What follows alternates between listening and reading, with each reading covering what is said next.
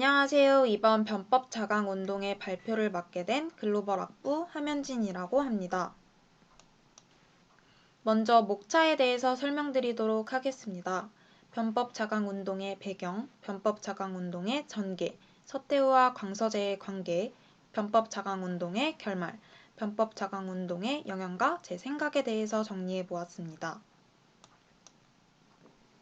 변법 자강 운동의 배경에 대해 먼저 말씀드리겠습니다. 변법 자강 운동이 일어날 당시 중국은 청일전쟁과 양무운동의 실패로 큰 혼란 속에 빠져 있었습니다.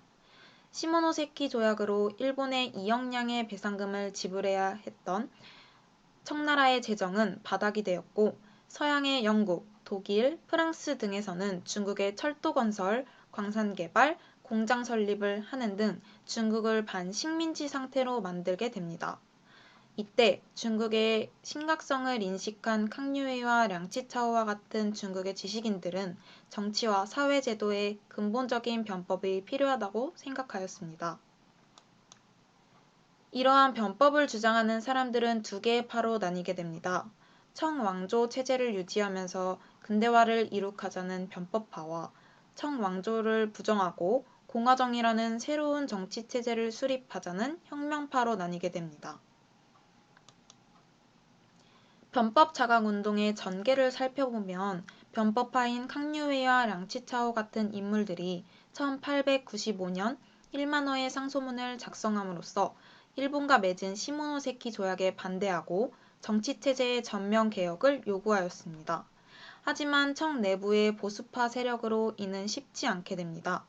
1897년 이후 독일의 함대가 중국의 자오저주만을 강점하는 사건이 일어났고, 영국, 러시아, 일본에 의한 중국 영토 분할의 위험이 커지게 되었습니다. 당시 청나라의 황제인 광서제는 1898년 마침내 캉류웨이의 변법을 국시한다는 조칙을 발표하게 됩니다. 캉류웨이와 같은 인물들이 주장한 변법은 다음과 같습니다.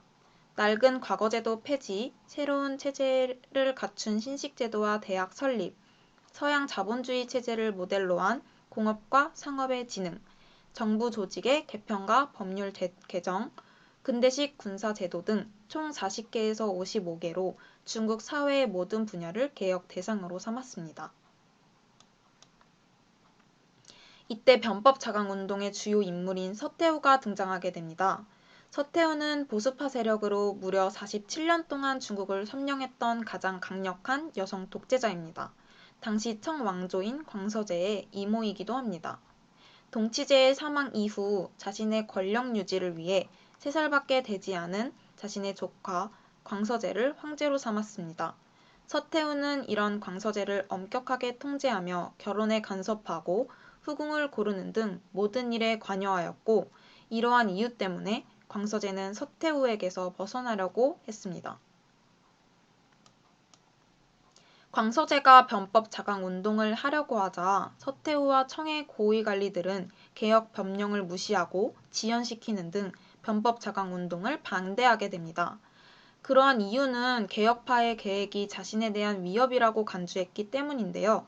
이때 캉류웨이는 상하이의 수도를 정하고 새로운 국호를 채택할 것을 건의하였습니다.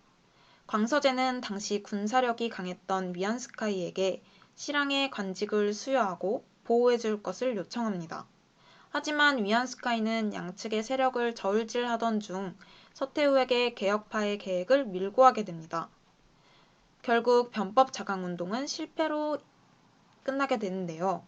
1898년 9월 서태후는 마침내 광서제를 자금성에 가두고 자신이 직접 정사를 펼치겠다고 선포합니다. 개혁파들이 선포한 모든 법령을 폐지시키고 광서제를 보좌했던 개혁가들을 숙청해버리는 등 세 번째 수렴청정이 시작됐다고 하여 무술정변이라고도 부릅니다. 변법 자강 운동의 영향에 대해서 살펴보면 변법 자강 운동은 100여여 만의 서태후와 위안스카이 등 보수 세력의 반발로 실패하였지만 황제 주도 아래에 이뤄진 청의 마지막 개혁운동이자 입헌군주제의 수립을 목표로 한 최초의 근대화 운동이라고 할 수 있습니다. 서태후의 쿠데타 이후 대부분의 변법 칙령들은 취소되었지만 근대적인 학교 설립과 같은 몇몇 온건한 개혁 정책들은 그대로 시행되었습니다. 1900년대 초 보수개혁자들에 의한 개혁운동이 추진되는 듯 하였으나 결국 소멸하게 됩니다. 저는 이러한 변법 자강 운동에 대해서 결과적으로 실패로 끝났지만 많은 발전을 시도한 역사적인 사건이라고 생각합니다. 당시 양무운동과 함께 서양 세력에 맞서 청나라의 개혁과 발전을 거룩하려고 노력한 운동이라는 것에 의의가 있다고 생각합니다. 하지만 서태후와 같은 인물 때문에 이것이 몰락하고 광서제의 죽음으로 이어졌다는 점은 매우 아쉽고 슬픈 사건이라고 느끼게 되었습니다. 이상 발표를 마치겠습니다. 감사합니다.